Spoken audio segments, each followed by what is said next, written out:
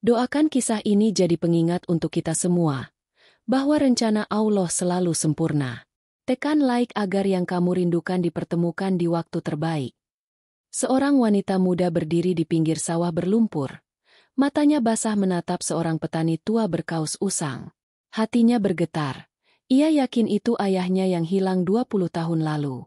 Namun saat lelaki itu menatap balik dan memanggil namanya dengan lirih, sesuatu terjadi yang membuat dunia seolah berhenti. Hujan sore itu turun perlahan di balik kaca jendela apartemen kecilku di Jakarta. Suara rintiknya seolah memanggil kenangan yang telah lama kubungkus dalam diam. Setiap tetesnya membawa bayangan seorang lelaki dengan wajah teduh dan tangan kasar, yang dulu selalu menggendongku setiap kali aku takut pada petir. Ia ayahku, lelaki yang menghilang 20 tahun lalu saat banjir besar melanda desa kami di Sukamerta. Sejak hari itu, namanya tinggal dalam doa, dan wajahnya hanya hidup di ingatanku yang samar. Aku masih ingat dengan jelas bagaimana air bah datang menghantam rumah kami malam itu. Ibu berteriak memanggil nama ayah yang berlari keluar rumah untuk menolong warga. Aku yang masih kecil digendong oleh seseorang, mungkin tetangga, lalu semuanya gelap. Saat terbangun di pengungsian, aku sudah tidak punya siapa-siapa lagi. Hanya gelang bambu di pergelangan tanganku, yang katanya dulu dibuatkan ayah sendiri dari sisa ranting pohon jati di belakang rumah. Bertahun-tahun berlalu, aku tumbuh bersama keluarga angkat di kota. Mereka memberiku kasih, pendidikan, dan kehidupan yang jauh dari kekurangan. Tapi tak satu malam pun aku benar-benar bisa tidur nyenyak tanpa bayangan wajah itu. Dalam setiap sujudku, aku berbisik lirih. Ya Allah, kalau memang dia masih hidup, pertemukan aku dengannya. Dan kalau dia sudah tiada, izinkan aku tahu kabarnya agar rinduku punya arah. Rasa itu tak pernah padam, bahkan semakin dalam seiring waktu. Setiap kali aku melihat lelaki tua di jalan mengenakan caping, hatiku bergetar. Setiap kali mencium aroma tanah basah, aku seperti kembali ke desa, ke masa di mana ayah mengajariku menanam padi di petak kecil belakang rumah. Ia pernah berkata, "Tanah ini seperti hati manusia.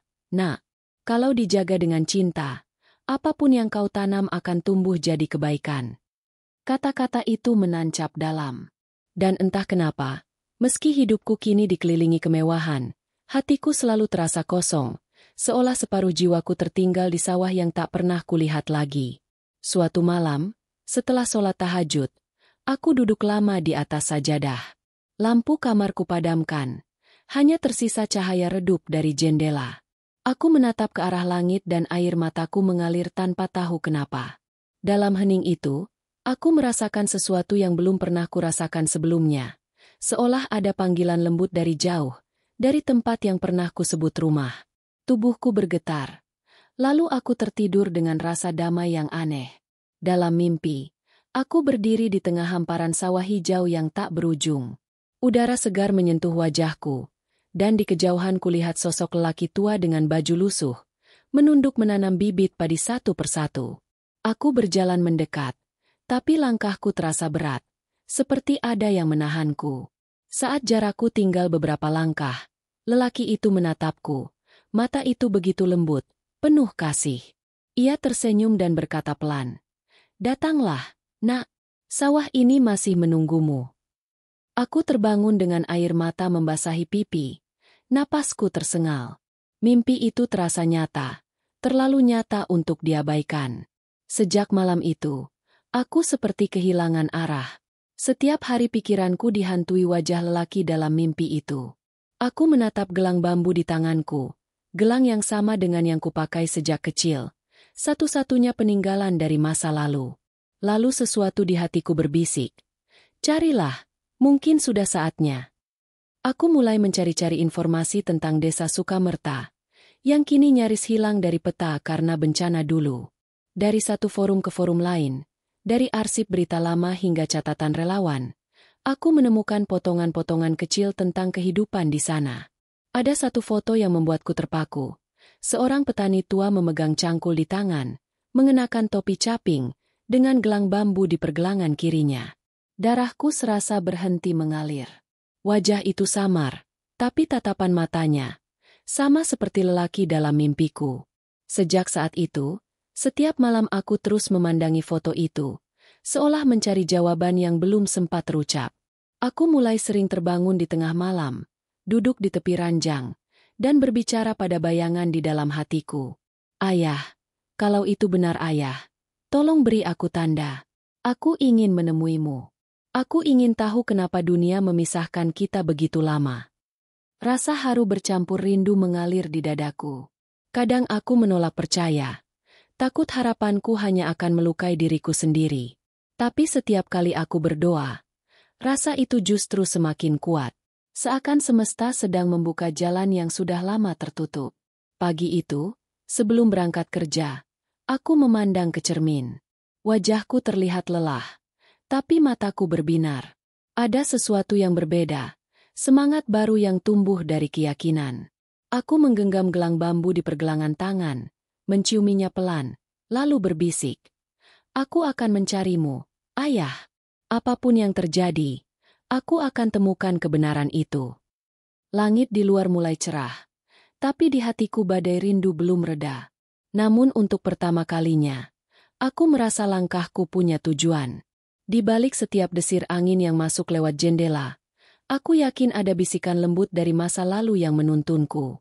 Dan tanpa kusadari, itulah awal dari perjalanan panjang menuju kebenaran yang selama ini tersembunyi. Perjalanan yang kelak akan mengubah seluruh hidupku. Pagi itu terasa berbeda. Udara yang biasanya hanya menjadi rutinitas terasa membawa sesuatu yang baru, entah harapan, atau mungkin panggilan dari masa lalu yang belum selesai. Setelah semalaman tak bisa tidur karena mimpi itu, aku duduk lama di depan meja kerja, memandangi foto petani tua dengan gelang bambu di tangannya. Setiap kali ku tatap, dada ini seperti diremas perlahan, antara rindu dan keyakinan yang kian tumbuh. Mimpi itu terus menghantuiku. Tatapan lelaki itu, suara lembutnya yang memanggil, "Nak." Semuanya terpatri jelas di benak. Aku mencoba mengabaikannya. Mencoba meyakinkan diri bahwa itu hanya bunga tidur akibat kerinduan yang belum sembuh. Tapi semakin aku menolak, semakin kuat dorongan di hatiku. Seolah ada kekuatan yang tak bisa kutolak, memaksaku untuk mencari tahu siapa sebenarnya lelaki dalam foto itu. Hari itu aku memutuskan untuk mengambil cuti dari kantor. Aku tahu rekan kerjaku akan heran. Aku yang biasanya disiplin, tiba-tiba mengajukan izin tanpa alasan jelas. Tapi aku tak peduli. Ada sesuatu yang jauh lebih penting daripada pekerjaan. Sesuatu yang menuntut hatiku untuk segera bertindak. Aku mengeluarkan sebuah kotak kecil dari lemari. Kotak tua yang sudah kusimpan sejak kecil. Di dalamnya ada beberapa barang peninggalan masa lalu. Foto keluarga yang sudah menguning, kain batik lusuh milik ibu, dan surat lama dari relawan panti yang dulu menemukanku di pengungsian. Kupandangi foto itu lama. Di sana, ayah berdiri di tepi sawah dengan senyum lebar, mengangkatku kecil di pundaknya, sementara ibu berdiri di samping sambil tertawa. Ada gelang bambu di pergelangan tangan ayah, sama persis dengan yang ada di foto petani yang kulihat di media sosial. Tanganku gemetar. Hatiku semakin yakin bahwa itu bukan kebetulan. Mungkin inilah isyarat yang selama ini ku minta dalam doa. Aku menatap langit-langit kamar. Air mataku jatuh tanpa bisa kutahan. Ya Allah, jika Engkau izinkan aku menemuinya, kuatkan langkahku. Aku tak tahu apa yang akan kutemukan, tapi aku yakin Engkau tidak menuntunku tanpa alasan. Pagi menjelang siang, aku membuka laptop dan mulai mencari informasi lebih dalam tentang foto itu. Foto tersebut ternyata diambil oleh seorang relawan yang menulis artikel tentang petani jujur dari Sukamerta. Dalam artikel itu disebutkan bahwa petani bernama Pak Raga menolak menerima bantuan uang dari pemerintah karena merasa tidak layak. Aku masih bisa bekerja, tolong berikan kepada yang lebih butuh. Begitu katanya dalam wawancara singkat. Kata-kata itu menusuk jantungku. Itu kalimat yang sama seperti yang dulu sering diucapkan ayah. Aku menatap layar dengan mata basah. Semakin kubaca, semakin hatiku yakin bahwa lelaki itu bukan orang asing. Ada getaran lembut di dalam dada, seperti ada tali tak terlihat yang menarikku ke arah yang sama, Sukamerta. Tapi sebelum benar-benar memutuskan, aku ingin memastikan satu hal, Aku harus tahu apakah gelang bambu di foto itu benar-benar milik ayahku. Aku mencari lagi foto-foto lama di arsip digital berita lama, berharap ada sudut pengambilan lain yang bisa memperjelas. Setelah berjam-jam menelusuri, akhirnya kutemukan potongan video singkat dari acara panen raya Desa Sukamerta. Di sana terlihat jelas Pak Raga berdiri di pinggir sawah, menunduk sambil menanam padi. Kamera sempat memperlihatkan tangannya, dan di sana, gelang bambu itu bersinar lembut terkena sinar matahari.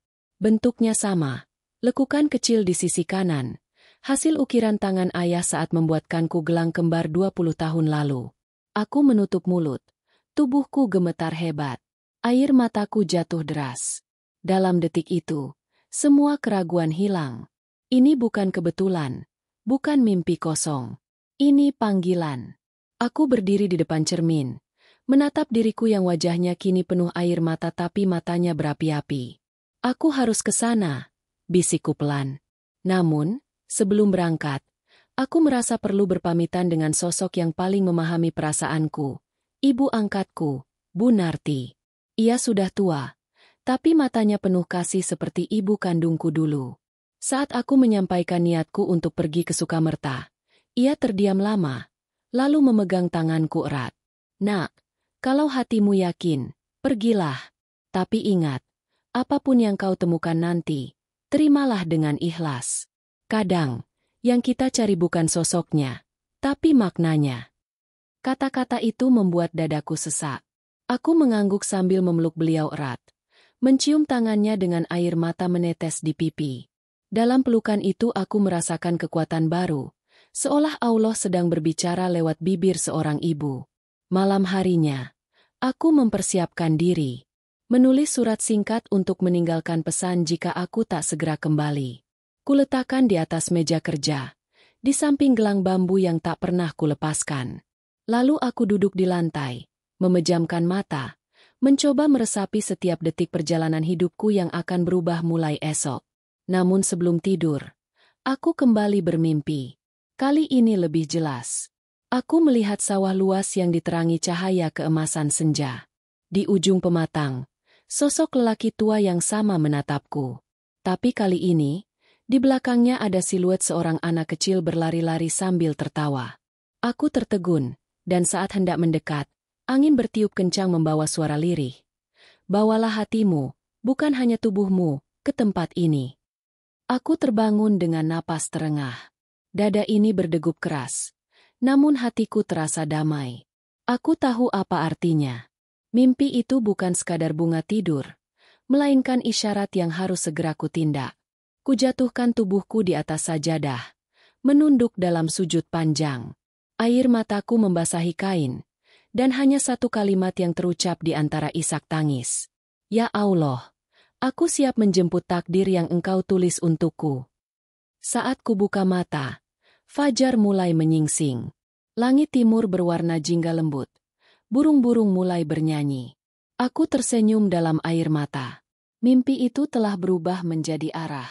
Dan aku tahu, langkah pertamaku menuju kebenaran akan dimulai dari sana, dari isyarat yang dikirim Allah melalui mimpi yang tak akan kulupakan seumur hidupku. Langit pagi itu berwarna abu-abu lembut ketika aku meninggalkan Jakarta. Jalanan masih lengang, dan suara mesin bus antar provinsi terdengar seperti detak jantung yang menuntun langkahku menuju sesuatu yang belum kukenal, tapi sudah kurasakan sangat dekat di hati. Di kursi dekat jendela, aku duduk sambil memeluk tas kecil berisi beberapa pakaian, sebotol air, dan foto lama ayah yang selalu kubawa kemanapun. Di dalam genggamanku, gelang bambu itu masih kukenakan, seolah menjadi jembatan antara masa lalu dan masa kini. Pemandangan berganti perlahan. Gedung-gedung tinggi menjauh, digantikan sawah-sawah yang mulai menghijau, rumah-rumah panggung kayu, dan aroma tanah basah yang membawa kenangan masa kecil. Setiap kali bus melintasi jalan berliku, hatiku bergetar hebat. Seakan di ujung perjalanan ini, seseorang sedang menungguku, seseorang yang mungkin sudah tak sabar ingin tahu apakah aku benar-benar datang. Aku menatap keluar jendela. Tetes-tetes hujan turun pelan di kaca, membentuk jejak yang seolah menulis pesan. Angin membawa aroma lumpur dan rumput basah yang akrab. Hatiku bergetar. Aku teringat masa kecil, saat ayah menggendongku di tengah sawah, menunjukkan cara menanam bibit padi sambil tertawa. Kalau kau tanam dengan hati, nak, padi akan tumbuh dengan doa. Kata-kata itu kembali terngiang seperti bisikan lembut di telingaku. Setelah perjalanan panjang berjam-jam, bus berhenti di sebuah terminal kecil yang tampak sepi. Plang di depannya bertuliskan samar, Sukamerta. Jantungku berdetak keras. Nyaris membuat napasku tercekat. Aku turun perlahan, menatap sekeliling. Jalanan tanah yang becek, warung kecil beratap seng, dan suara ayam berkokok di kejauhan menyambutku. Semua terasa asing, namun anehnya, juga begitu akrab. Seolah aku pernah menginjak tanah ini, di kehidupan yang lain. Seorang lelaki paruh baya menghampiri, menawarkan tumpangan ojek. Mau kemana, Neng? Tanyanya ramah. Aku menunjukkan foto petani tua dari ponselku. Bapak ini tinggal di mana ya, Pak? Katanya beliau sering kerja di sawah dekat sungai. Lelaki itu menatap lama, mengernyit seolah mengingat sesuatu. Oh, itu Pak Raga. Orangnya baik, jujur, dan pendiam. Rumahnya di ujung desa, dekat jembatan bambu yang setengah roboh. Hatiku berdebar. Nama itu, Pak Raga, adalah nama yang selama ini muncul dalam setiap pencarianku. Aku mengangguk cepat, lalu menaiki motor butut milik lelaki itu. Perjalanan menembus jalan berlumpur, melewati ladang dan pepohonan yang menunduk di tiup angin. Udara desa terasa lembab, tapi menenangkan. Aku memejamkan mata sejenak, membiarkan setiap aroma dan suara masuk ke dalam dada. Motor berhenti di depan sebuah gubuk kecil berdinding anyaman bambu. Atapnya sudah bolong di beberapa bagian, tapi di depannya berdiri seorang lelaki tua dengan tubuh kurus namun tegap, mengenakan topi caping dan memegang cangkul. Ia sedang menatap hamparan sawah di depannya dengan pandangan yang sulit diartikan, antara pasrah, lelah, dan damai. Aku tercekat. Itu dia. Lelaki yang sama dalam foto. Lelaki yang muncul dalam mimpiku. Lelaki yang wajahnya menyerupai bayangan ayah dalam kenanganku. Tapi kali ini bukan lewat layar atau mimpi. Ia benar-benar ada di depan mataku. Kakiku terasa berat melangkah. Suara degup jantung terdengar keras di telinga. Aku berdiri beberapa meter di belakangnya, memandangi punggungnya yang membungkuk, lalu menatap tangan tuanya yang berurat, dan di sana, di pergelangan kirinya, melingkar gelang bambu yang sama. Air mataku langsung menetes tanpa bisa kutahan. Aku ingin berlari memeluknya, ingin memanggilnya, "Ayah," tapi lidahku keluh. Seolah waktu berhenti di antara desir angin dan suara serangga sawah. Lelaki itu menoleh perlahan. Matanya bertemu dengan mataku. Tatapan itu menusuk hingga ke dasar jiwaku. Hangat, tapi penuh luka. "Sampeyan, dari kota, ya?" Suaranya pelan, serak, tapi menenangkan. Aku mengangguk kaku, mencoba menyembunyikan getar di suaraku. "Iya, Pak. Saya mencari seseorang." Ia tersenyum samar, lalu menunduk kembali ke tanah. Kalau mencari orang, di sini jarang yang menetap lama. Sawah lebih sering menyimpan kenangan daripada wajah. Kata-kata itu membuat tenggorokanku tercekat. Ada makna dalam kalimatnya, seperti pesan yang belum selesai. Aku memandangi gelang di tangannya lagi. Bentuknya tak salah. Itu buatan tangan ayah, dengan ukiran kecil berbentuk bulan sabit di sisi kanan. Ukiran itu hanya ada 2 di dunia. Satu di gelang ayah, satu di milikku. Aku menahan air mata, lalu perlahan berkata, "Pak, gelang itu, siapa yang membuatnya?" Lelaki itu menatap gelang di pergelangan tangannya, lalu tersenyum samar. "Ini, dulu dikasih orang. Katanya untuk pengingat. Tapi saya sudah lupa siapa. Sudah lama sekali." Hatiku hancur mendengar jawabannya. Ia tak mengingat. Tapi bagaimana mungkin? Hanya ayah yang tahu gelang ini kembar. Aku memandangnya dalam diam, mencoba membaca raut wajahnya. Ada kesedihan di matanya, tapi juga ketenangan yang sulit dijelaskan. Hari itu aku hanya berdiri lama di tepi sawah, memperhatikan gerakannya. Setiap kali ia menunduk, tangannya bekerja dengan sabar. Tak ada rasa tergesa, tak ada keluhan. Seolah tanah adalah bagian dari dirinya. Setiap gerakannya seperti doa yang terucap tanpa suara. Senja turun perlahan. Cahaya keemasan menyelimuti seluruh sawah. Angin bertiup lembut membawa aroma lumpur dan dedaunan. Lelaki itu berhenti bekerja, menatap langit jingga, lalu berucap pelan. Kadang, yang hilang tidak perlu dicari. Kalau waktunya tiba, yang hilang akan datang sendiri. Aku tak tahu apakah kalimat itu kebetulan, atau pesan yang disampaikan Allah lewat bibirnya. Tapi saat itu, aku hanya bisa menunduk, membiarkan air mata jatuh di antara lumpur sawah. Dalam hati, aku tahu, perjalananku baru saja dimulai, dan langkah kecilku ke desa ini bukan kebetulan. Untuk pertama kalinya dalam hidupku, aku merasa tanah di bawah kakiku bukan sekadar bumi, tapi saksi. Dan di balik setiap desir angin yang melewati sawah Sukamerta, aku bisa merasakan sesuatu berbisik lembut, bahwa kebenaran yang kucari sudah lebih dekat dari yang kukira. Senja mulai turun perlahan di langit Sukamerta.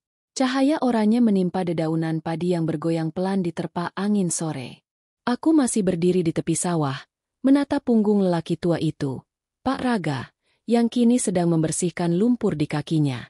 Entah kenapa, setiap gerakannya terasa menenangkan, seperti ritme yang pernah ku kenal di masa lalu.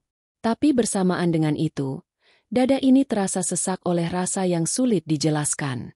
Antara rindu, harap, dan ketakutan. Aku menatap gelang bambu di tangannya lagi. Kilau samar dari sinar matahari yang terakhir seolah menegaskan bahwa takdir memang sedang memainkan peran besar hari itu. Aku memberanikan diri melangkah lebih dekat. Degup jantungku tak beraturan. Setiap langkah terasa berat. Seakan udara di sekitarku menahan. Hingga akhirnya aku berdiri tepat di belakangnya. Pak, suaraku keluar lirih. Nyaris seperti bisikan. Ia menoleh perlahan. Sorot matanya teduh tapi penuh kelelahan hidup. Senyumnya tipis, sopan, seperti senyum orang yang terbiasa menanggung sendiri beban dunia. Ya, Neng, jawabnya lembut. Aku gugup, mencoba menata kalimat. Saya, dari kota. Saya lihat Bapak tadi di sawah. Saya ingin beli sedikit beras hasil panen Bapak. Kalau boleh. Ia tertawa kecil, suaranya serak tapi hangat. Wah, tumben ada orang kota mau beli beras langsung dari sawah. Biasanya mereka belinya di toko besar, bukan di gubuk jelek begini. Nada suaranya ringan. Tapi ada kesedihan halus di balik candaannya. Aku hanya tersenyum, mencoba menyembunyikan gemuruh di dadaku. Saya lebih suka beras yang tumbuh dari tangan orang jujur. Pak. Lelaki itu menatapku lama, seolah mencoba membaca sesuatu di wajahku. Tatapan itu membuatku sulit bernapas. Ada sesuatu di matanya yang seakan mengenaliku, tapi terhalang kabut waktu yang terlalu panjang. Akhirnya ia berkata pelan. Kalimatmu aneh, nak, tapi indah. Jarang aku dengar kata sejujur itu dari orang yang bersih bajunya. Aku terdiam. Kalimat itu seperti menampar lembut egoku. Aku menunduk, menatap tanah berlumpur di bawah kakiku. Saya juga pernah kotor, Pak, kataku lirih. Hanya saja sekarang lumpurnya tak lagi di kaki, tapi di hati. Pak Raga terdiam. Matanya berkedip pelan. Lalu ia tersenyum samar. Kau bicara seperti orang yang sedang menanggung rindu. Aku menahan napas, menatapnya dengan mata berkaca. Mungkin benar, Pak. Suasana di antara kami hening. Angin berembus lembut, menggoyangkan batang padi dan membawa aroma tanah basah yang pekat. Aku mencoba menatap wajahnya lebih dalam. Garis-garis tua di wajahnya seperti peta waktu, menyimpan luka yang tak pernah diceritakan. Ada sesuatu di balik tatapan itu, sesuatu yang membuatku ingin memeluknya, tapi juga takut kehilangan jika aku salah. Akhirnya, aku memberanikan diri duduk di batu dekat pematang, sementara ia duduk di sebelahku. Kami memandangi sawah yang mulai gelap, langit yang berubah warna dari oranye ke ungu. Sudah lama Bapak di sini? Tanyaku hati-hati. Lama sekali, jawabnya sambil menatap jauh. Sejak aku sadar, ini satu-satunya tempat yang membuatku tenang. Orang-orang bilang aku datang entah dari mana. Tapi aku memilih menetap. Aku sudah lupa masa laluku. Nak, kadang aku merasa hidupku dimulai dari sawah ini. Jantungku berdegup keras. Lupa masa lalu? Hatiku langsung berdesir. Kalimat itu seperti potongan puzzle yang hilang dari kisah ayahku dulu. Aku menggigit bibir, menahan air mata yang mulai mendesak keluar. Bapak nggak pernah mencoba mencari tahu siapa bapak sebenarnya? Tanyaku pelan. Ia tersenyum getir. Mencari masa lalu itu seperti menggali tanah basah. Kadang yang kau temukan bukan harta, tapi luka. Aku sudah berdamai dengan itu. Sekarang aku hanya ingin menanam dan menunggu panen. Itu saja yang kupahami. Aku menatapnya lama. Setiap kata yang keluar dari bibirnya membuat air mata makin sulit ditahan. Dalam diam aku bergumam, "Ayah, jika ini benar engkau, kenapa waktu begitu kejam memisahkan kita seperti ini?" Angin berembus lagi. Kali ini lebih lembut. Aku merasa seperti sedang diuji antara keinginan untuk jujur dan ketakutan akan kebenaran. Akhirnya, aku hanya bisa menunduk, meremas gelang bambu di pergelangan tanganku. Tanpa kusadari, gelang itu memantulkan cahaya senja dan menarik perhatiannya. "Gelangmu indah," katanya sambil menunjuk. "Aku pernah punya yang mirip." Suara itu membuatku langsung menatapnya dengan mata membesar. "Mirip, Pak?" Tanyaku tergagap. Ia mengangguk pelan. "Ya, dulu ada anak kecil yang kasih aku gelang seperti itu sebelum aku hilang ingatan. Tapi aku lupa siapa dia. Kadang aku melihat wajahnya di mimpi. Anak perempuan kecil dengan rambut dikepang dua. Tapi setiap aku hampir mengingat, semuanya kabur. Air mataku pecah tanpa bisa kutahan. Tanganku spontan menutupi wajah. Tubuhku gemetar hebat. Ia menatapku bingung, lalu buru-buru mendekat. "Nak, kamu kenapa?" Aku bilang sesuatu yang salah. "Ya." Aku menggeleng, tapi isakku semakin keras. "Enggak, Pak. Hanya, saya terharu." Ia menghela napas panjang, menepuk bahuku dengan tangan kasarnya yang hangat. "Kau anak baik. Mungkin kau datang ke sini bukan kebetulan. Kadang Allah mengirim orang untuk membangunkan yang tertidur, bukan?" Kalimat itu menghantam dadaku seperti palu. Aku menatapnya. Mataku basah tapi jiwaku terasa tenang. "Mungkin benar, Pak," bisiku. Senja akhirnya benar-benar pergi, meninggalkan langit yang gelap berhiaskan bintang-bintang kecil. Lampu minyak di gubuk Pak Raga menyala redup, menebar cahaya kekuningan yang hangat. Ia menawarkanku singgah sebentar untuk minum teh hangat. Aku menurut. Di dalam gubuk itu sederhana, hanya tikar, cangkir tanah liat, dan seikat padi kering tergantung di langit-langit. Tapi di sana aku merasakan sesuatu yang sudah lama hilang, kehangatan rumah. Saat ia menuangkan teh, tanganku tak sengaja menyentuh tangannya. Dingin, kasar, tapi ada getaran halus yang aneh. Seperti tubuhku mengenali sentuhan itu. Aku menatapnya dalam, dan sejenak waktu berhenti. Ia menatap balik. Pandangan matanya tenang namun penuh tanya. "Kau mirip seseorang," katanya lirih. "Tapi dia sudah lama tiada." Aku menunduk, menahan napas agar tidak pecah di hadapannya. "Mungkin orang itu belum benar-benar tiada, Pak." Ia terdiam lama, menatap keluar jendela, seolah mencoba mengingat sesuatu yang terkubur jauh di dasar hatinya. Di luar, suara jangkrik bersahutan, dan angin malam membawa aroma lumpur sawah yang basah. Di dalam gubuk, hanya ada dua jiwa yang terdiam, satu yang menunggu, satu yang mencari. Dan di antara keheningan itu, aku tahu, sesuatu telah mulai terbangun di dalam diri kami berdua. Malam itu hujan turun deras di Sukamerta. Rintiknya menimpa atap bambu gubuk Pak Raga, menghasilkan suara yang menenangkan tapi sekaligus menyayat hati. Aku duduk di sudut ruangan, di atas tikar pandan yang sudah mulai usang.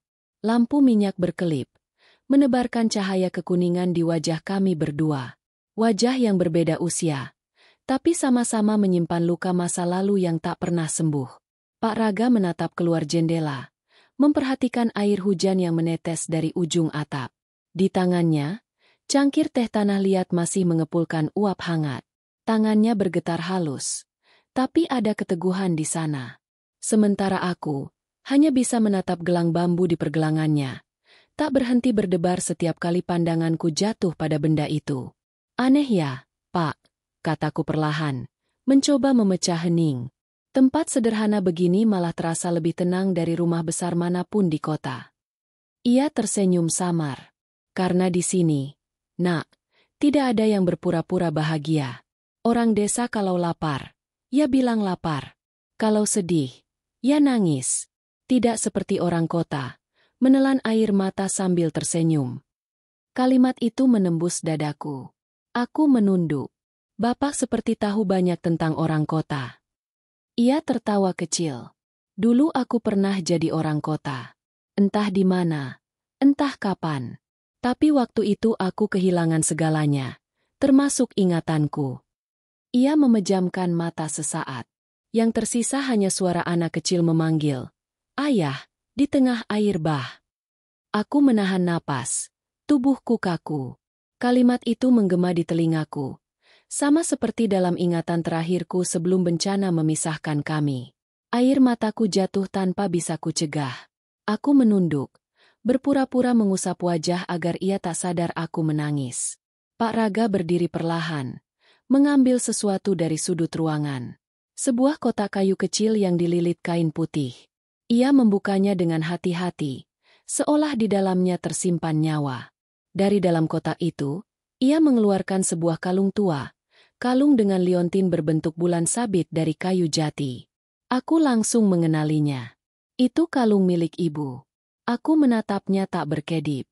Tanganku gemetar. "Pak, dari mana Bapak dapat kalung itu?" Tanyaku dengan suara bergetar. Ia menatap kalung itu lama, lalu berkata pelan. "Aku menemukannya di pinggir sungai, 20 tahun lalu. Setelah banjir besar yang menenggelamkan desa lama. Kalung ini terjerat di akar bambu. Entah kenapa, waktu itu aku merasa harus menyimpannya. Mungkin karena benda ini punya cerita yang belum selesai. Aku tak sanggup menahan tangis. Suaraku pecah di antara derasnya hujan. Itu milik ibu saya, Pak. Dia hilang saat banjir itu." Pak Raga menatapku kaget. Lalu matanya melembut. Ia memandang kalung itu lagi, lalu menatapku lama. Sangat lama, seolah mencari sesuatu di wajahku. "Kalau begitu," bisiknya lirih, "mungkin ini memang bukan kebetulan kamu datang ke sini." Aku menggigit bibir, mencoba mengendalikan emosi yang hampir meledak. "Pak, boleh saya lihat kalung itu?" Ia menyerahkannya tanpa ragu. Saat kalung itu berada di tanganku, tubuhku seolah diselimuti gelombang hangat aneh. Aku menggenggamnya erat. Menciuminya dengan air mata yang tak berhenti mengalir. "Ini benar. Ini kalung ibu," kataku di antara isak. Pak Raga terdiam, lalu berjalan ke dekat jendela. Hujan di luar semakin deras. Langit menggelap. Tapi di dalam gubuk itu seolah waktu berhenti. Aku tahu ia sedang berjuang mengingat sesuatu. Matanya menatap kosong ke arah sawah, lalu ia berbisik tanpa sadar. Aku ingat seseorang berlari di tengah banjir, membawa anak kecil, lalu semuanya gelap. Aku bangkit, mendekatinya. "Bapak, apa Bapak yakin itu bukan mimpi?" Ia menatapku. Air matanya mulai jatuh. Aku tidak tahu. Kadang aku mendengar suara itu di malam hari. Suara anak kecil menangis memanggil ayahnya. Tapi setiap kali aku mencoba mengingat wajahnya, kepalaku sakit. Ia menepuk pelipisnya. Wajahnya menegang menahan nyeri. Aku refleks memegang tangannya, berusaha menenangkannya. "Sudah, Pak, jangan dipaksakan. Mungkin belum saatnya Bapak mengingat semua." Ia menatapku dengan pandangan sendu.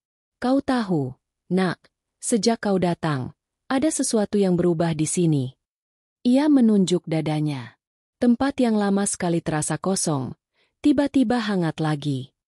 Aku tak bisa menahan air mata. Mungkin karena hati Bapak sedang dipertemukan dengan sesuatu yang selama ini hilang, kataku pelan. Hening kembali menguasai gubuk itu. Hanya suara hujan dan detak jantung kami yang terdengar.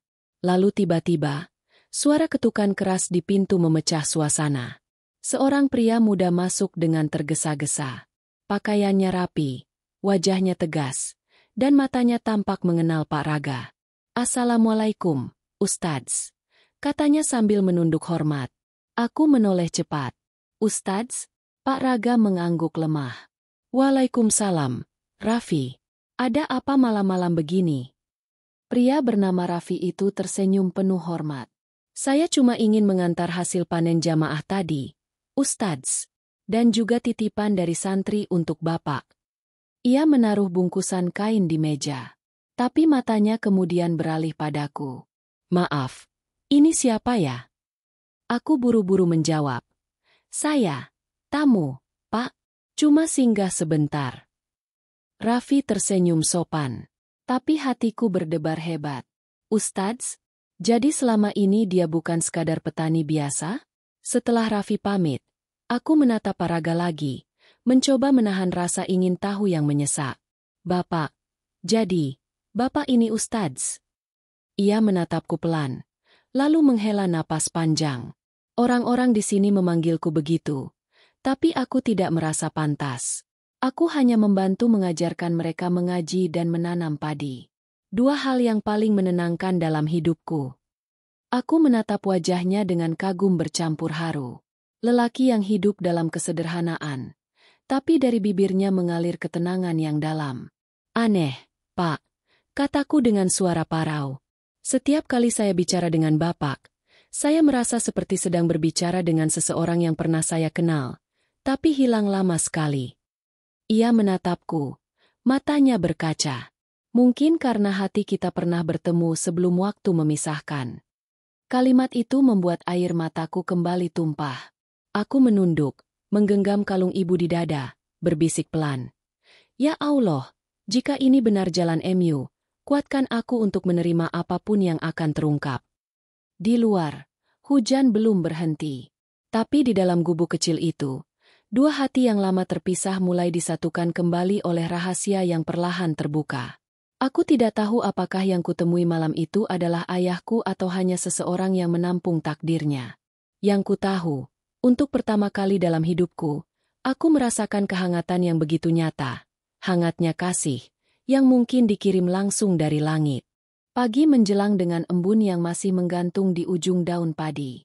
Suara kokok ayam bersahut-sahutan, sementara kabut tipis menyelimuti sawah Sukamerta. Aku terbangun di tikar pandan gubuk itu. Tubuh masih kaku, tapi hatiku terasa aneh. Campuran hangat, canggung, dan damai. Semalaman aku hampir tak bisa tidur. Setiap kali mataku terpejam, yang terbayang hanya wajah Pak Raga yang menatap kalung ibu dengan mata bergetar. Seolah ada sesuatu yang ingin diingat tapi terus gagal. Aku bangkit pelan, melihat sekeliling ruangan yang sederhana, dinding anyaman bambu, panci kecil di atas tungku batu, dan seikat padi kering yang tergantung di langit-langit.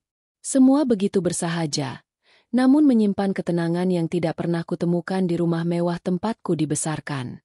Di luar, Pak Raga sudah duduk di beranda bambu, menatap sawah yang berkilau disiram sinar matahari pagi. Angin meniup lembut ujung sarungnya, dan topi capingnya tergeletak di samping. Aku melangkah mendekat. Suara papan bambu berderit pelan membuatnya menoleh. Senyumnya muncul, tipis, tapi hangat. "Pagi, Nak. Tidurmu nyenyak?" Aku mengangguk kecil. "Cukup, Pak. Walau pikiran saya masih berputar." Ia tertawa pelan. "Kalau begitu sama. Aku juga begitu. Semalam kepala ini berdenyut hebat. Entah kenapa, sejak melihat kalung itu, rasanya seperti ada pintu di dalam kepalaku yang ingin terbuka tapi terkunci rapat." Aku duduk di sampingnya, merasakan angin pagi yang lembut menyentuh wajah. Mungkin karena Bapak memang punya hubungan dengan pemiliknya. Kalung itu bukan sekadar benda, Pak. Ia menyimpan doa, dan doa itu sedang mencari pemiliknya. Pak Raga menatapku dalam, lalu tersenyum getir. "Kau bicara seperti orang yang tahu pasti." Aku menunduk, menatap jemariku yang saling menggenggam di pangkuan. "Saya hanya merasa begitu, Pak." Aku tak sanggup mengatakan lebih. Hatiku terlalu rapuh. Di dalam dadaku, ada keyakinan yang tumbuh liar tapi juga rasa takut yang menjerat. Pak Raga diam lama. Angin membawa aroma tanah dan bunga liar dari ujung sawah. Suaranya akhirnya terdengar lirih. Tadi malam, setelah kamu tertidur, aku berdoa lama sekali. Aku memohon kepada Allah, kalau memang aku pernah punya masa lalu yang harus kuingat, maka tunjukkanlah dengan cara yang tidak menyakitkan. Aku menatapnya perlahan. Dan apa yang Bapak rasakan setelah berdoa? Ia menarik napas panjang. Aku bermimpi. Dalam mimpi itu, aku berdiri di tepi sungai besar yang meluap. Airnya deras, hitam, membawa batang-batang kayu. Aku mendengar suara anak kecil menjerit, memanggil, "Ayah." Aku berlari, menembus air yang menggila. Lalu kulihat anak itu terseret. Aku berusaha meraih tangannya. Tapi tiba-tiba cahaya terang menyilaukan, dan aku jatuh. Setelah itu, semuanya gelap. Suaranya bergetar di akhir kalimat. Aku menatapnya tak berkedip. Air mataku mengalir tanpa terasa. Itu bukan sekadar mimpi, Pak, bisikku. Itu nyata. Saya tahu, karena saya anak kecil itu. Ia menoleh perlahan. Tatapannya kosong, lalu beralih menjadi gemetar. Apa maksudmu, Nak?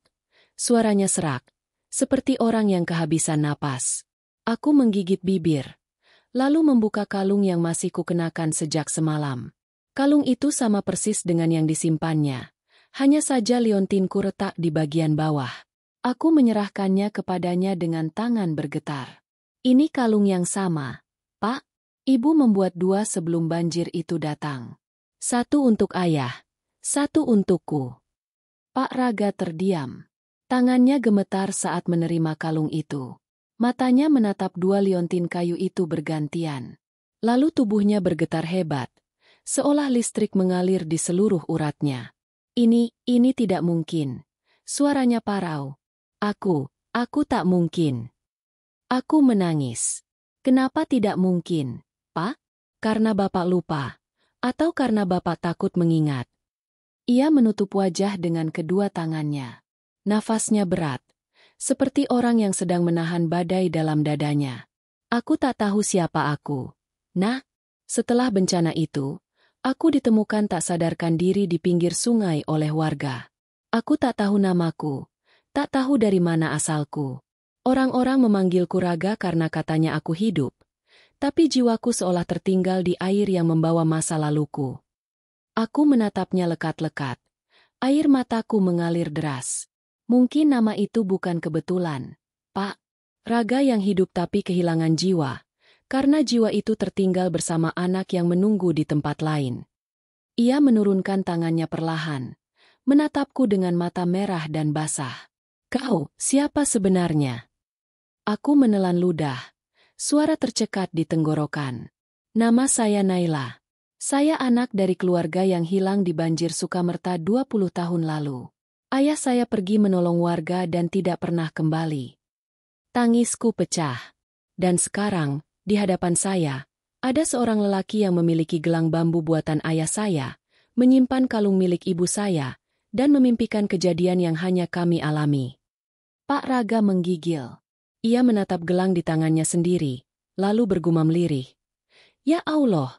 Apa ini yang selama ini aku cari? Air matanya jatuh deras. Ia memeluk kepala dengan kedua tangan. Tubuhnya bergetar hebat. Kenapa semuanya kabur di kepalaku?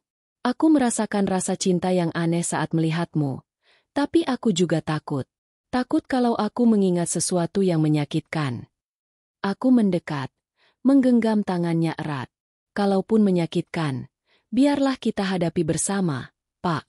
Kadang ingatan bukan untuk menghukum, tapi untuk menyembuhkan. Ia memandangku lama, lalu tiba-tiba menangis tanpa suara. Air matanya jatuh ke punggung tanganku. Kau bicara seperti anakku dulu. Bisiknya parau. Aku tak mampu menahan diri lagi. Aku memeluknya. Erat. Tubuhnya kaku sesaat. Lalu pelan-pelan merespons pelukanku. Aku bisa merasakan dadanya bergetar.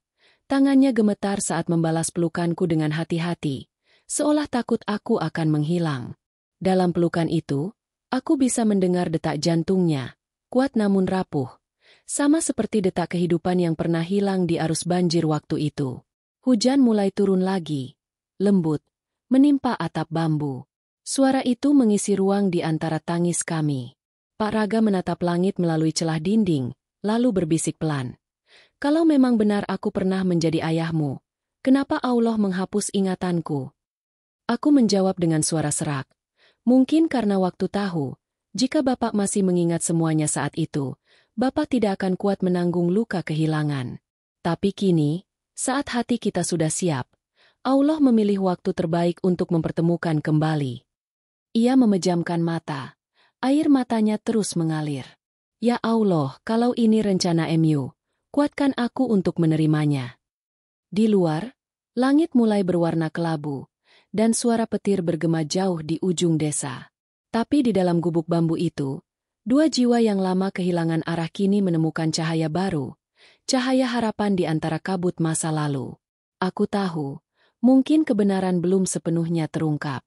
Tapi pagi itu, untuk pertama kalinya, aku melihat mata Pak Raga tidak lagi kosong.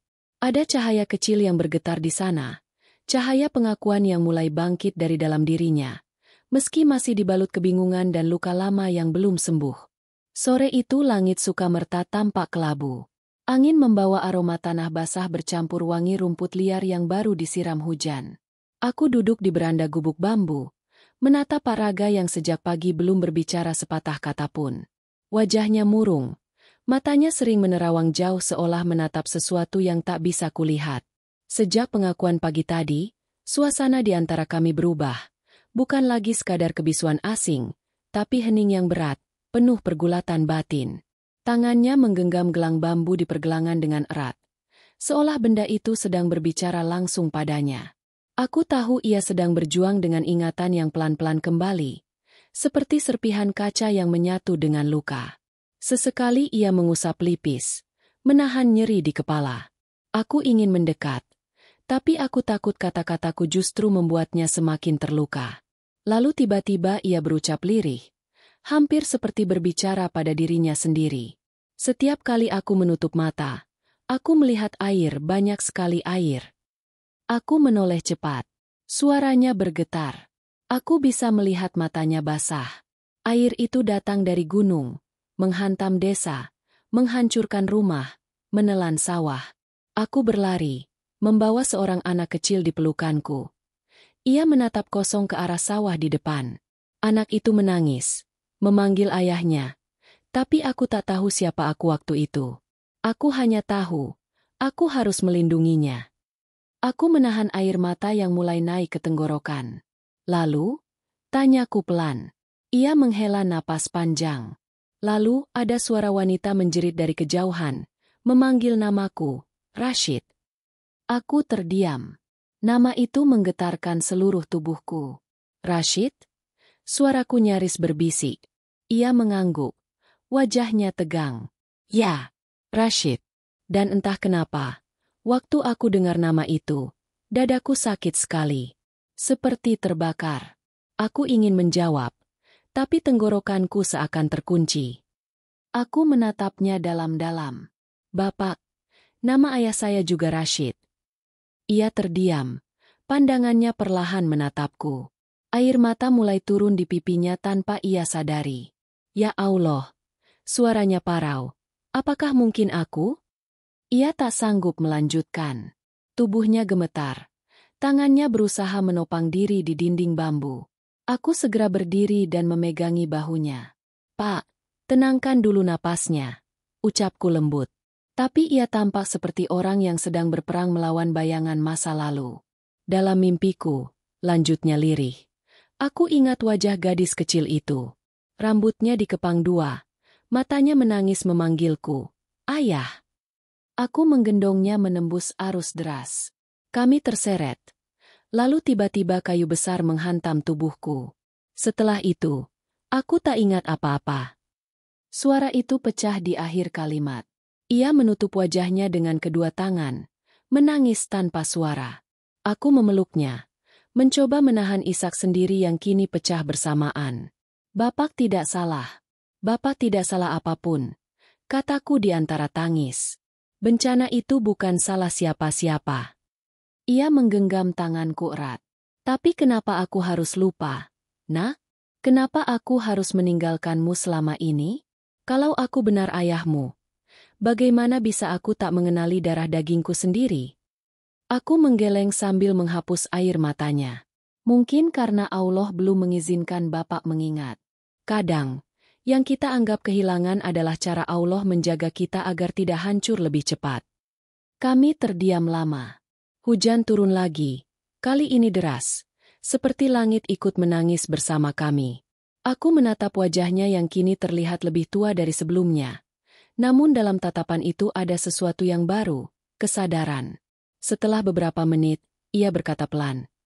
Ada satu hal lagi yang kuingat sebelum semuanya gelap. Aku melihat seorang lelaki muda berlari ke arah kami.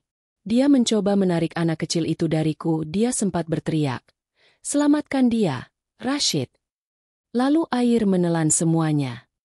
Aku memegang dadaku. Jantungku berdegup cepat. Lelaki itu, mungkin paman saya, kataku gemetar. Dia juga hilang waktu banjir itu. Pak Raga, atau mungkin Rashid, menunduk lama. Berarti, aku memang bagian dari keluarga itu. Suaranya serak, namun kali ini penuh keyakinan. Ia menggenggam gelang bambu miliknya. Lalu menatap gelang yang kupakai. Kau masih menyimpan gelang ini, ya? Aku mengangguk sambil tersenyum di antara air mata. Selalu, Pak. Ini satu-satunya yang tersisa dari masa lalu. Ia memejamkan mata, menatap sawah di depan yang mulai kabur oleh air hujan. Gelang ini, dulu aku buat dari pohon jati yang tumbuh di belakang rumah kita. Ibumu yang menyuruhku. Katanya, kalau suatu hari kami terpisah, gelang ini akan jadi tanda bahwa darah kami tetap satu. Air mataku jatuh deras. Aku menutupi mulutku dengan tangan, terisak keras. Bapak ingat. Ia membuka matanya, kini penuh air mata. Aku ingat, Naila. Aku ingat semuanya sekarang. Aku langsung memeluknya erat. Kami berdua menangis lama di bawah atap gubuk yang bocor, membiarkan air hujan menetes di tubuh kami. Rasanya seperti seluruh dunia berhenti berputar, memberi ruang bagi kami untuk menampung semua emosi yang tertahan selama 20 tahun.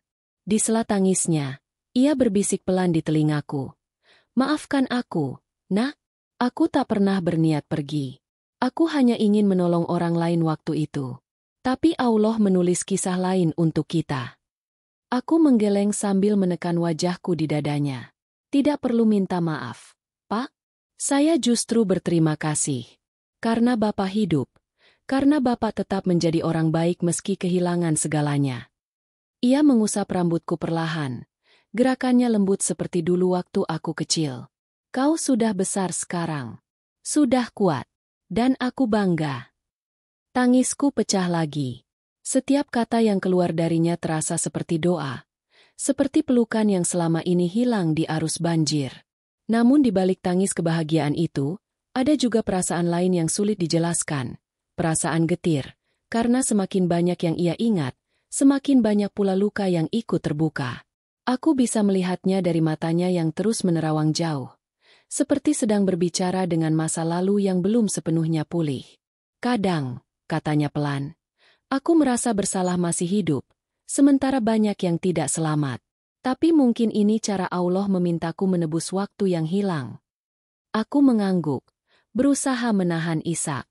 Mungkin, Pak, karena di dunia ini tidak ada kebetulan. Semua pertemuan, bahkan yang terlambat sekalipun, sudah ditulis dengan alasan. Ia tersenyum samar, menatap sawah yang kini berkilau di terpa hujan sore. Kau benar, Naila. Tak ada yang kebetulan. Lalu ia menengadah ke langit. Matanya basah tapi wajahnya tenang. Ya Allah, terima kasih karena kau beri aku kesempatan untuk mengingat lagi. Terima kasih karena kau kembalikan cahaya yang hilang. Dan di detik itu, aku tahu, meski luka lama masih menganga, tapi sesuatu yang baru telah lahir di antara kami, pengampunan. Hujan masih turun deras, tapi di hati kami, satu musim telah berganti. Dari kehilangan menuju penemuan. Dari sepi menuju doa yang akhirnya dijawab. Subuh menjelang.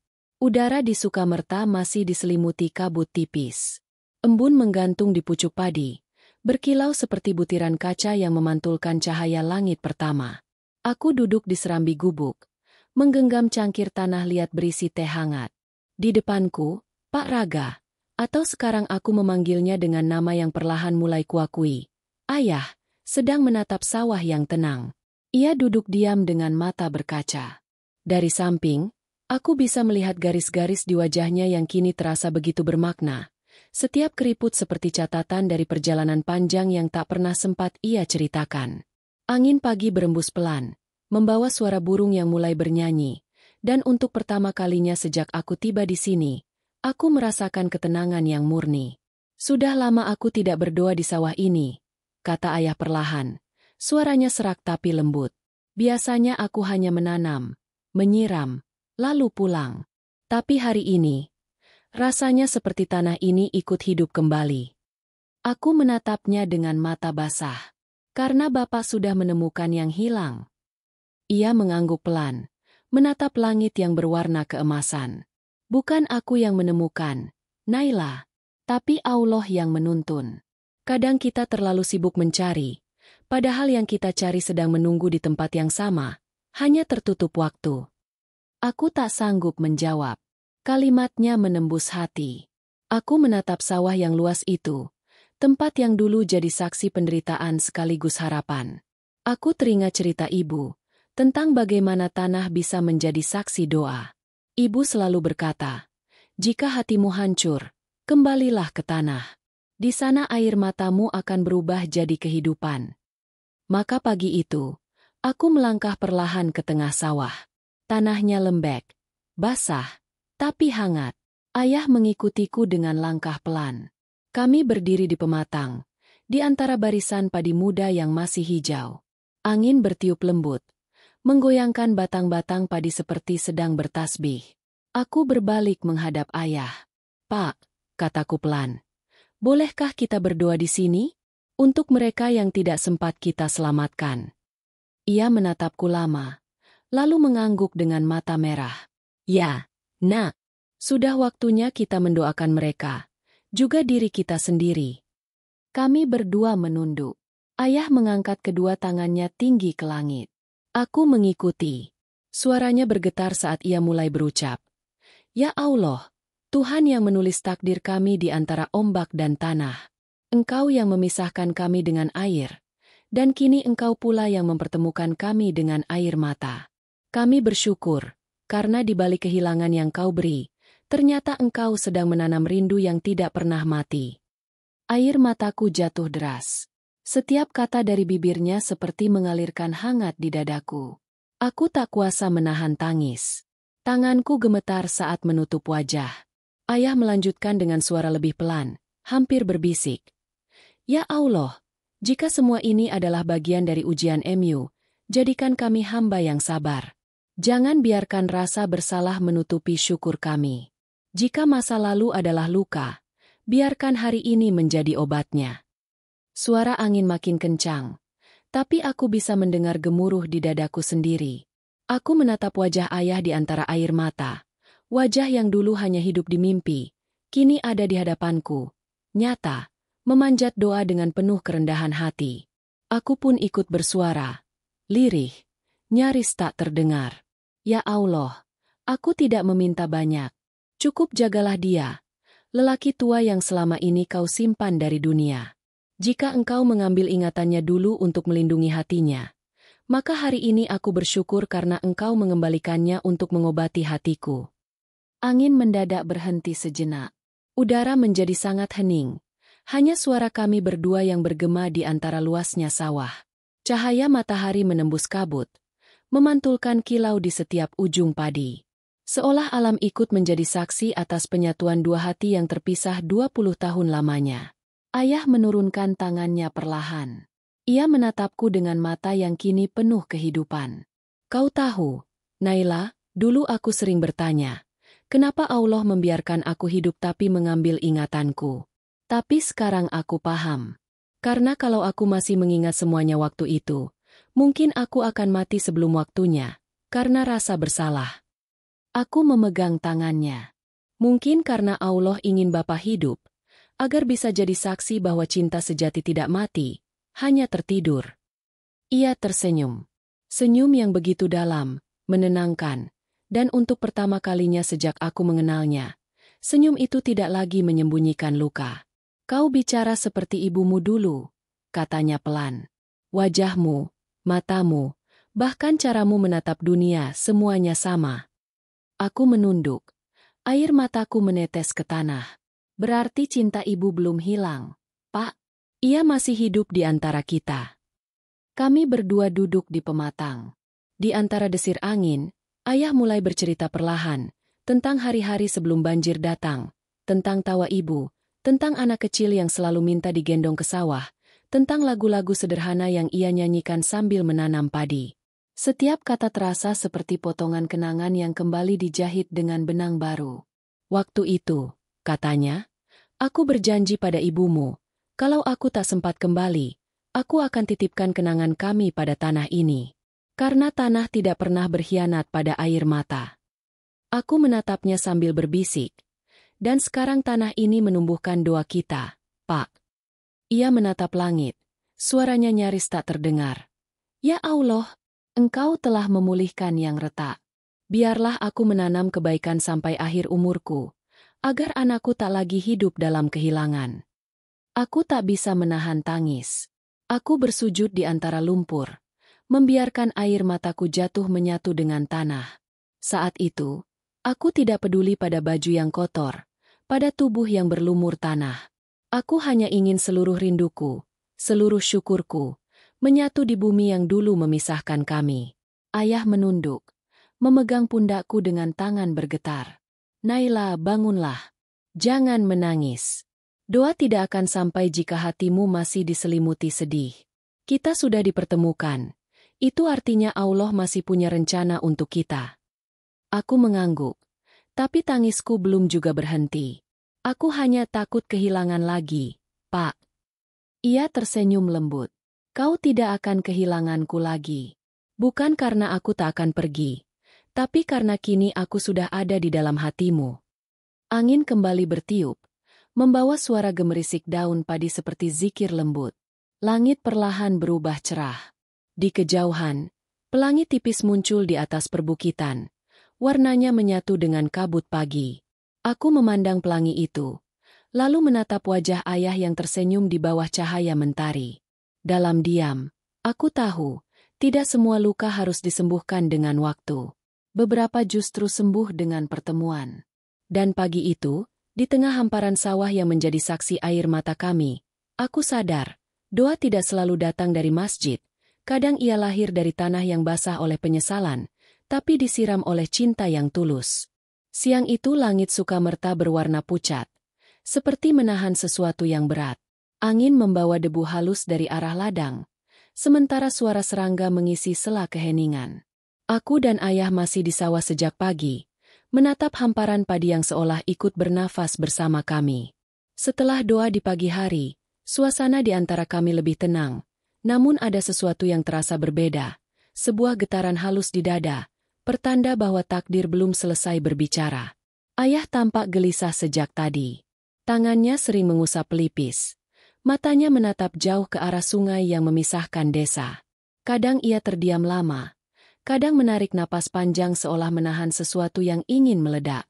Aku tahu, ada ingatan lain yang berusaha muncul dari dalam dirinya. Ingatan yang mungkin belum siap untuk diterima. Aku mencoba menenangkan diri dengan menanam beberapa bibit padi di petak kecil di dekatnya. Tapi tiba-tiba, dari kejauhan, seorang lelaki muda berlari tergesa menuju kami. Nafasnya tersengal, wajahnya tegang. Aku mengenalinya, Raffi, pemuda desa yang semalam memanggil ayah dengan sebutan, Ustadz.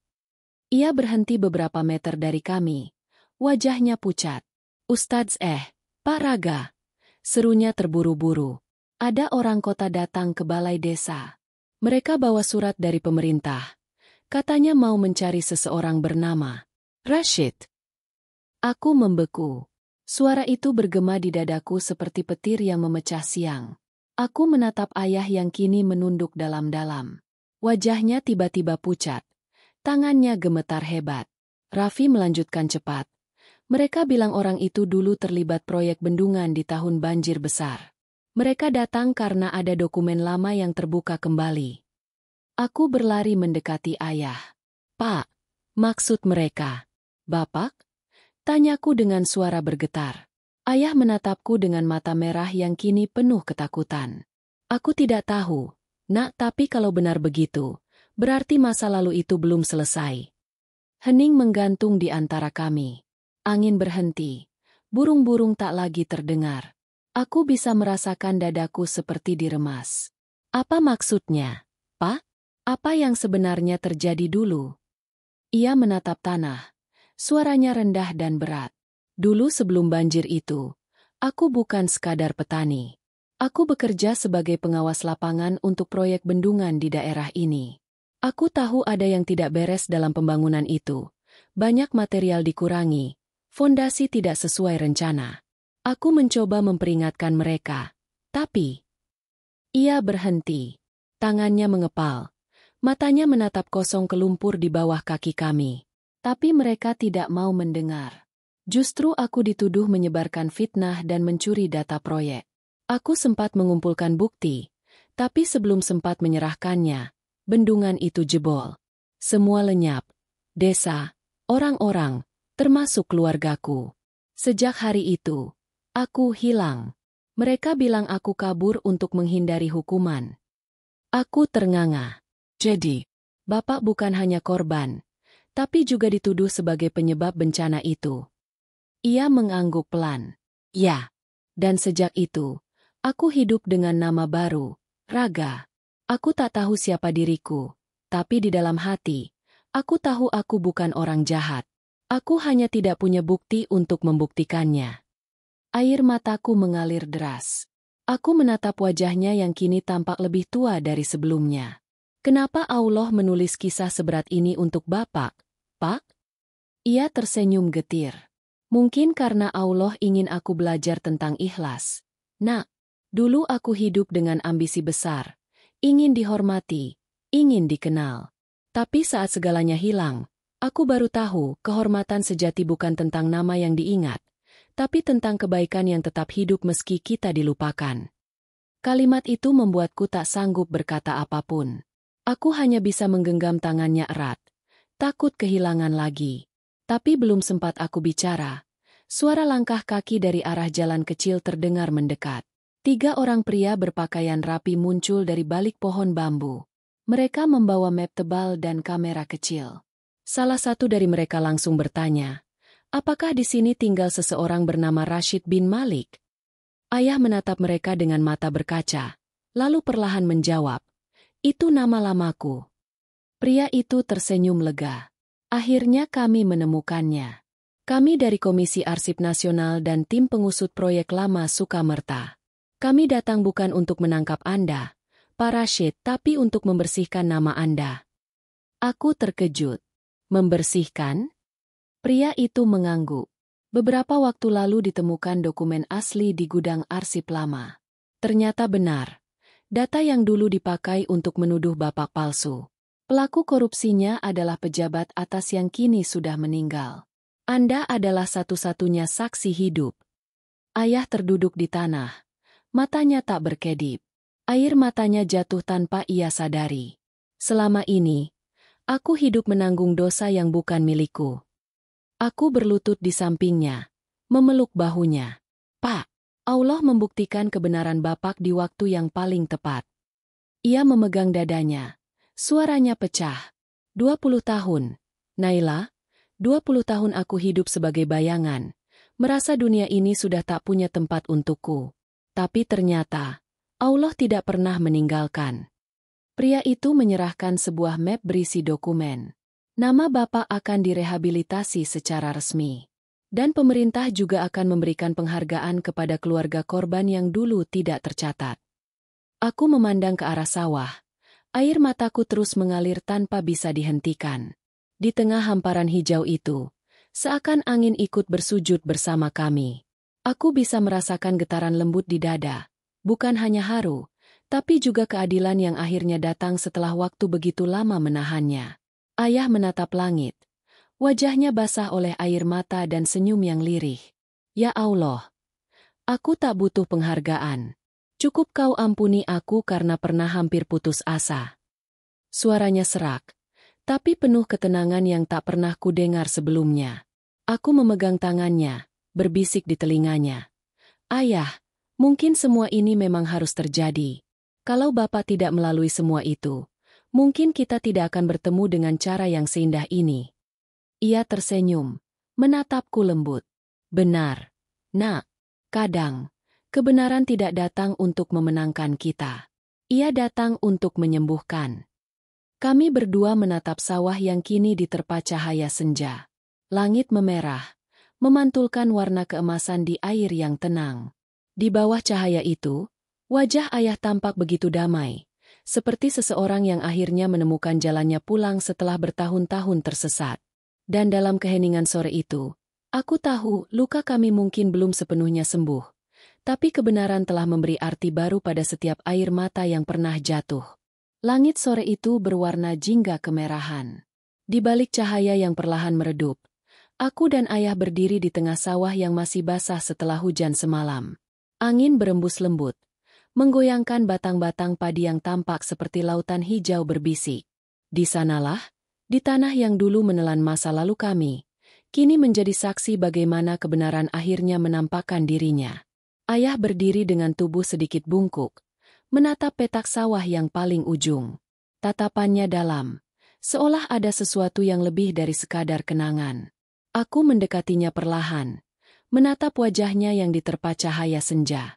Garis di wajahnya tampak lembut, tapi di matanya tersimpan air bening yang belum jatuh. Ia tersenyum kecil ketika menyadari aku berdiri di sampingnya. Naila, katanya pelan. Ada sesuatu yang belum sempat kukatakan. Aku menoleh, mencoba menangkap arti dari nada suaranya yang berubah. Apa itu, Pak? Ia menarik napas panjang, memejamkan mata sejenak, lalu menunjuk ke satu petak sawah di depan kami. Tanah di sana bukan tanah biasa. Disitulah aku dulu menemukan kalung ibumu. Dan disitulah aku memakamkan seseorang yang waktu itu tak sempat terselamatkan. Aku terdiam. Angin berhenti seolah menahan napas bersama kami. Siapa, Pak? Tanyaku nyaris berbisik. Ia menatapku dengan mata yang perlahan berkaca. Ayah kandungmu, Naila. Lelaki yang kuceritakan dulu, yang berteriak memanggil namaku sebelum air menelan kami. Dia meninggal di pelukanku saat aku mencoba menyelamatkan kalian berdua. Aku tak sanggup meninggalkannya begitu saja. Aku kuburkan dia di sini, dengan tangan sendiri, sebelum pingsan dan kehilangan ingatan. Suara itu mengguncang seluruh tubuhku. Dunia seolah berhenti berputar.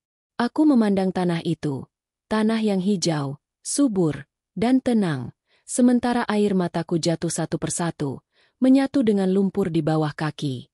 Jadi, selama ini Bapak menjaga sawah ini karena di bawahnya ada dia. Ayah mengangguk perlahan. Ya, Nak. Selama 20 tahun aku tidak tahu siapa yang kurus. Tapi hatiku selalu bilang, tanah ini punya arti. Setiap aku menanam padi, aku selalu merasa seperti sedang menanam doa untuk seseorang. Dan sekarang aku tahu doa itu untuk ayahmu. Aku berlutut. Air mata mengalir deras tanpa suara. Berarti setiap tetes peluh Bapak, setiap kali Bapak menanam, semua itu doa untuk dia. Ayah ikut berlutut di sampingku.